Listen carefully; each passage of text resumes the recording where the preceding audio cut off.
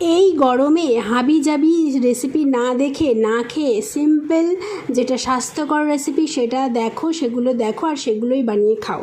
আর আজকে আমি স্বাস্থ্যকর রেসিপির মধ্যে দেখাচ্ছি নোটে শাক ভাজা। নোটে শাকটাকে নুন দিয়ে সেদ্ধ করে নিলাম, তারপরে কালো জিরে শুকনো লঙ্কা ফোড়ন দিয়ে তার মধ্যে লম্বা লম্বা করে কেটে রাখা আলু পেঁয়াজ দিয়ে ভালো করে ভেজে নিলাম নুন দিয়ে।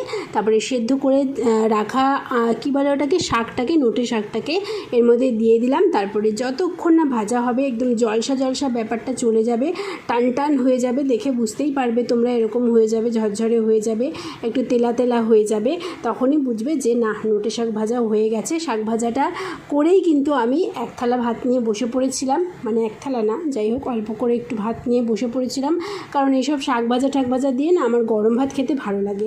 তো সেই কারণে খেয়ে দিয়ে মানে শাক ভাজা করে নিয়েই খেয়ে নিয়েছি, বেশ ভালো হয়েছিল। তোমরাও ট্রাই করো, ভালো লাগলে লাইক করো, সাবস্ক্রাইব করো, টাটা।